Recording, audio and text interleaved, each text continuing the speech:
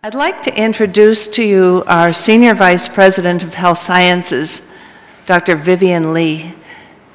Dr. Lee's been with us for over a year and a half. She's come to us from New York, bringing a wealth of ideas and really changing up the place.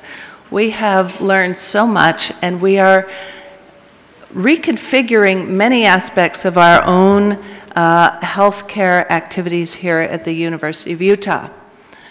One of the opportunities we've had is to develop our programs in global health and in global surgery, and Dr. Lee helped us kick off our first Extreme Affordability Conference last year. This is the second annual Extreme Affordability Conference, and she's here to kick it off again. Thank you so much, Vivian.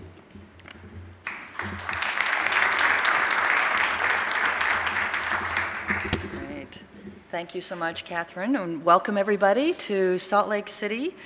And thank you for attending the second Global Surgery Conference presented by the Center for Global Surgery here at the University of Utah. And I'd like to extend a special welcome to our keynote speaker, James Patel from Stanford Business School, who you will hear from shortly. So as you know, the need for surgery to save lives and to improve the quality of life that is not available to billions of people in many parts of the world. And there are a myriad of reasons for this that you have been studying over the previous day and we'll talk about through today, including the lack of infrastructure, crippling shortages of trained healthcare professionals, and the lack of financial support. And addressing these issues will require a multidisciplinary, innovative, and collaborative approach, and that's really what this conference is all about. I'm delighted to see the assembly of diverse backgrounds from surgery to anesthesiology, nurses, anesthetists, financial experts, folks with expertise in business from all over the country and the world to share your years of knowledge and experience to help us find innovative solutions that can make surgery affordable and accessible to developing countries. And now, of course, if we can only figure that out in our own country, we'd be really well off. In fact, we're very focused on innovation here at the University of Utah, and I'm delighted that that's such a central theme in this program. And I will share with you, and I've asked the folks in my office to bring copies of a new report that our Technology Ventures office has put together highlighting student innovation at the U. And we'll have a few copies brought up here and made available to you by lunchtime. And there are a number of initiatives that you will find familiar, including some of the programs that are related to global surgery. There's a feature on the Mongolian program here, for example, and many other examples of collaboration between the health sciences and particularly engineering and the business school. And so clearly, one of the roles of the University of Utah as an organization focused on higher education is to really develop the pipeline of innovative students and innovative thinking. And so we're delighted to share that with you today.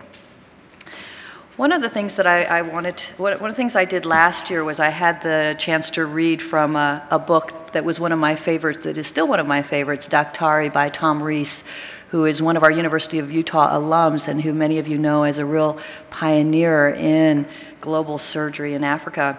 This year, I have the privilege of getting an advance copy of a book that will be coming out in June called Second Sons. I don't know how many of you have heard or gotten a little bit about the buzz that's coming out with this book. It's written by David Oliver Relin, who many of you would have heard of as the ghostwriter for 3 Cups of Tea. And this book is called Second Sons, Two Doctors and Their Amazing Quest to Restore Sight and Save Lives, and is about our own Jeffrey Tabin here at the University of Utah and Sandok Ruit and their efforts in the Himalayan Cataract Project. I haven't read it yet because I just got this advance copy yesterday, but I did find a couple of paragraphs that I wanted to share with you that I think kind of capture the spirit of what we're here focused on. So this is set in Nepal, and these two individuals are ophthalmologists. It's part of the Himalayan Cataract Project. So here, I'll just read you a couple of brief sections and then a very brief section of the author's note.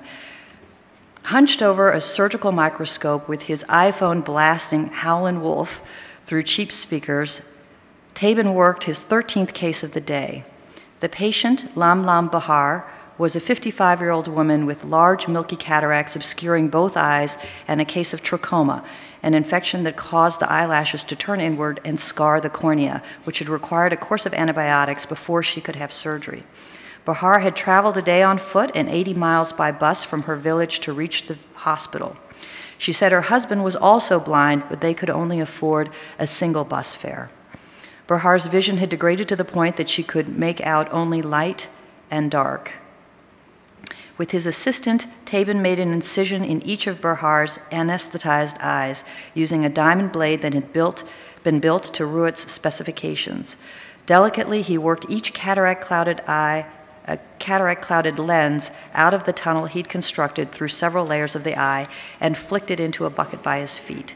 Next, he inserted a synthetic lens manufactured at Tilganga in its place. Just a little note that they were involved in the development of that manufacturing plant right there in Nepal. The process took him 10 minutes. Think of the eye like a peanut M&M, Tabin explained, with the candy shell as the outer chamber of the eye, the peanut as the lens, and the chocolatey goo holding the peanut in place. My job is to take out the peanut, clean out the cortex and chocolatey mess, and insert a new peanut, the artificial lens. It's the single most effective medical intervention on Earth, a little miracle.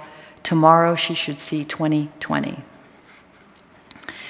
He has in another part of the book a comment there's a piece after one of these operations, and I'll just read you this couple of paragraphs. Each morning, after warming their fingers around scalding mugs of tea, the doctors examined the previous day's patients before scrubbing in. Tabin had been alarmed at first when one of these patients had been placed on his operating table. She was covered with so many cuts and bruises that Tabin worried she was the victim of domestic violence. When he asked about her injuries through an interpreter, 63-year-old Sonam Dechan told him she was a widow. Without living sons, she explained, she had no one to help her, so she often bumped into farming implements, cut herself while trying to cook, or fell into ditches. The morning after Tabin repaired her eyes, seconds after he removed her white gauze patches, Dechan burst into tears of relief that streamed past the bruises on her broad, sunburned face. You don't get many moments in your life when you're absolutely positive you're doing exactly what you were put on earth to do, Tabin says. That was one of them.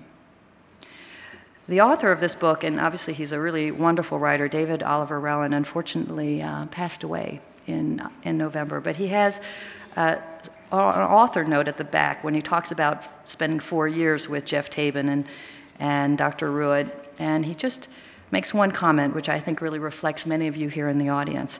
What I respect most about Ruet and Tabin is the decision that they both made to stray far from more comfortable careers, to focus on one of the world's great correctable injustices. Of the approximately 160 million blind and severely visually disabled people on the planet, roughly 3/4 of them could easily be cured if they had access to modern medicine. Let me repeat that. 3 out of 4 of them can't see because they're not being offered the same quality medical care people in wealthy countries consider their birthright. So I think this is going to be a book to look out for. I hope you're excited to read it as I am, and I hope it really captures some of the spirit and the motivation behind this conference.